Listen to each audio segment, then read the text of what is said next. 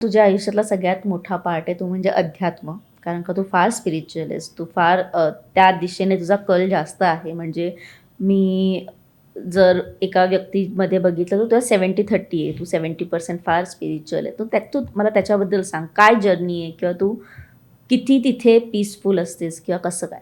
तिथेच पीसफुल असते आणि that's what brings peace to my life, you know. Peace म्हणण्यापेक्षा असं नाही आहे की माझं काही कधी इथून हलतच नाही वगैरे. अर्थात ते हलत असतं, but at the end of the day जेव्हा तुम्ही तुमचं कॉन्शियस आणि ते सगळं एकत्र करू शकताय, छानपणे झोपू शकताय, या फील्डमध्ये ना बरेच चॅलेंजेस आहेत. आणि मला हे एक जाणवलेलं आहे की जसं जसं आपण ग्रो होत जातो ना, तेव्हा ते चॅलेंजेस 10 पटीने वाढत जातात. 10 पटीने. असं नाही की तुमचं अरे ही फिल्म आली आता मला पुढचं लगेचच इझी होईल. हां, जर लक तुमच्यासोबत असेल, डेफिनेटली लक प्लेज व्हेरी इम्पॉर्टंट पार्ट. ठीक आहे, मेहनत वगैरे सगळं आहे. बट जर काही काही लोकांच्या नशिबात लक आणि या सगळ्या गोष्टी नसतात, तर मेहनत डेफिनेटली खूप असते आणि चॅलेंजेस खूप असतात. मग ते कॉन्कर करण्यासाठी तुमचं इथून आणि इथून ते कनेक्शन असणं फार गरजेचं आहे आणि तुम्ही पीसफुल असणं फार गरजेचं आहे. Meditation, I am very much into yoga from last few years. मला आठवते नाही, 12 ते 13 वर्ष किंवा more than that may be. जेव्हापासून सुरू केलं तेव्हापासून मी सोडलं नाही आहे.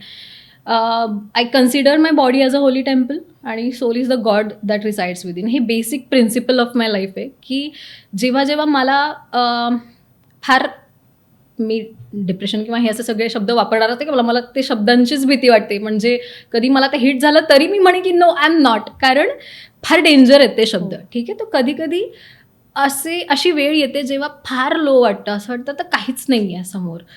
सो तेव्हा I just try to remind myself one thing की हे जे शरीर तुला दिलं आहे हे तुझं नाही आहे. हे कोणीतरी तुला दिलं आहे, ते तुझं गिफ्ट आहे देवानी दिलेलं.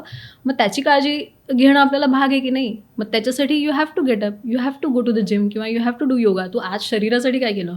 भले आज तू काही काम नसशील केलं, आज काही प्रोडक्टिव्ह नाही आहे.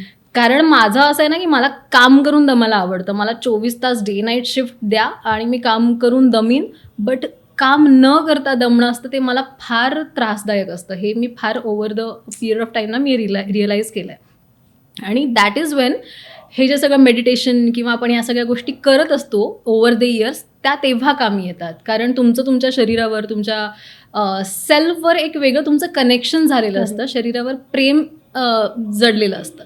मग that is Wien you ask your self की तुम्ही स्वतःला त्रास देऊ इच्छित आहे का? तर नाही.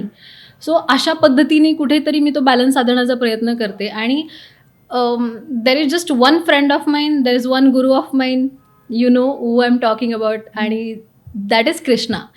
की he is there, I believe in him a lot. आधीपासूनच खूप जास्त त्याच्याकडनं ते कनेक्ट झालं. आधी मला थोडी ना माहीत होतं. लहानपणापासून I am very much in love with Krishna आणि ते कनेक्शन डेव्हलप झालेलं आहे. भगवद्गीता वाचलेली आहे मी लहानपणीच, त्यामुळे त्या गोष्टी आपोआप भिनत गेल्या आहेत. त्यामुळे मला कुठेतरी ना फोर्सफुली मला कुठला तरी श्लोकच माहिती करून घ्यायचं आहे, आत्ता मला गरजच आहे वगैरे, असं कधी झालेलं नाही आहे.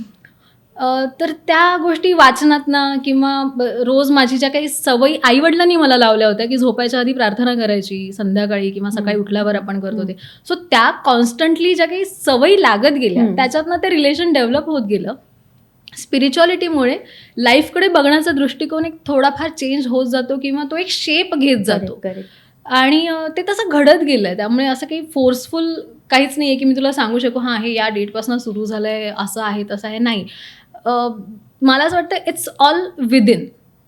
सो या ते कधी कधी जेव्हा प्रश्नांची उत्तरं मिळत नाही तेव्हा मी तितकंच आत डोकावण्याचा प्रयत्न करून ती उत्तरं शोधण्याचा प्रयत्न करत असते. मराठी मनोरंजन सृष्टीमधील मालिका, चित्रपट, नाटक तसेच कलाकारांबद्दलच्या नवीन अपडेट्स जाणून घेण्यासाठी नक्की सबस्क्राईब करा इट्स मज्जा मराठी या आपल्या नवीन यूट्यूब चॅनलला.